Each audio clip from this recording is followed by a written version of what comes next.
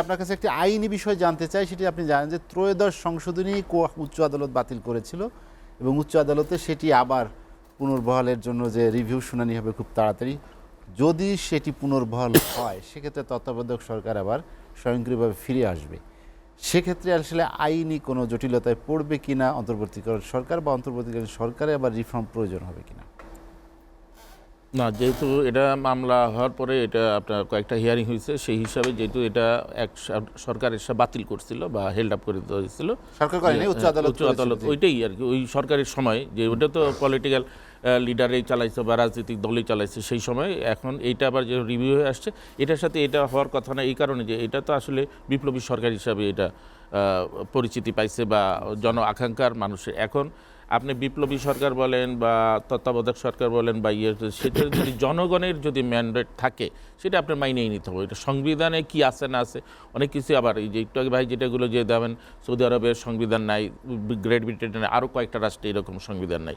তারপরে যদি এইটা আপনি ধরেন, আবার এদিক থেকে যদি এই যে নির্বাচনের ব্যাপারটা, ধোঁয়াশা তো কিছুটা সৃষ্টি হবেই, কথাটা বুঝছেন। আমরা তো ধোঁয়াশা সৃষ্টি করার যে কাজগুলি আমাদের রাজনীতিবিদরা করা ব্যর্থ হতে তো আজকে আমাদের এই পরিণতি হয়েছে একের পর এক আমাদের। কিন্তু আমরা কি সামনে সুফল কিভাবে পাবো এবং পাওয়ার জন্য যেই কাজগুলি দরকার, ইউনূস সাহেব যেমন মানে একটা কথা বলতে, ডোন্ট টেক ইট আদারওয়াইজ, বিদেশে যারা বসবাস করে তারা বলে ভাই এই শীতে মানে ঠান্ডা দেশে এই শীতের নভেম্বর ডিসেম্বর আসলে চলে যাবে, সালটা আমি বললাম ভাই সালটা কয় না, সাল আমি বলবো না।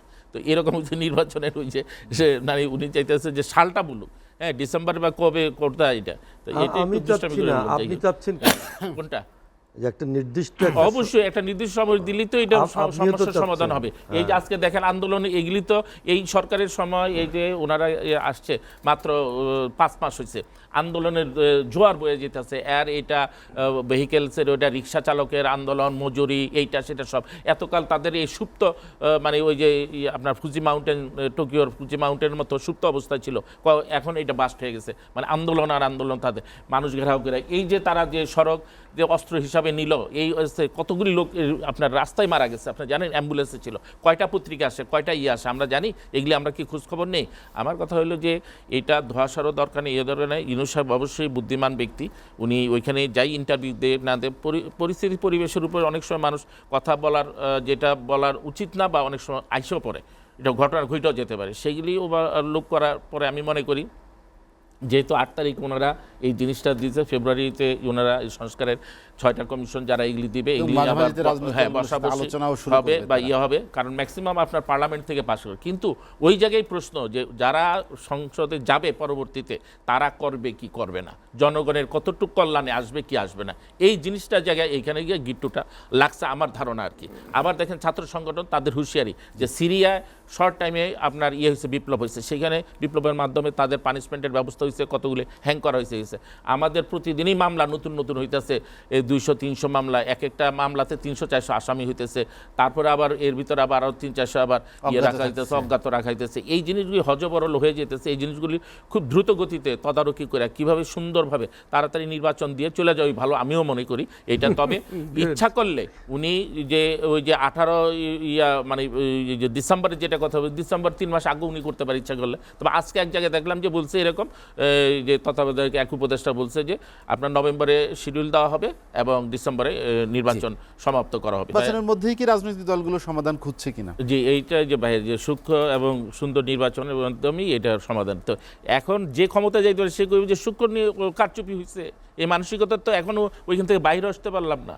তাহলে কীভাবে আমরা এটারে ধন্যবাদ জানাবো যে সামনে যারাই এটাই নির্বাচন হবে সেটা, কারণ যে যখন ক্ষমতায় যেতে পারবে না, এখন মনে করেন জামাত বিএনপি হলো মেইন দুইটা দলের ভিতরে, এই দুইটা দলের ভিতরে অলরেডি কিছু কিছু সংঘর্ষ বা সাংঘর্ষিক কিছু দেখা গেছে আর কি।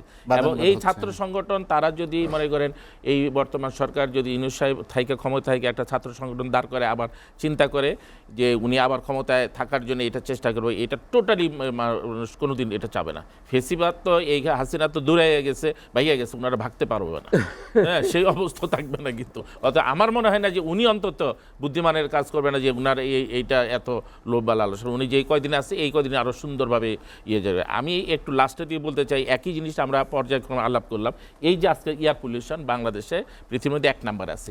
আমি 14 তলায় থাকার পরেও নাকি দরজা জানালা বন্ধ করে রাখতে হবে। আমি যা নিউজটা পাইলাম, ইউটিউবে পাইলাম, নিউজ পাইলাম, কি পাইলাম এগুলির কোনো খবর নাই।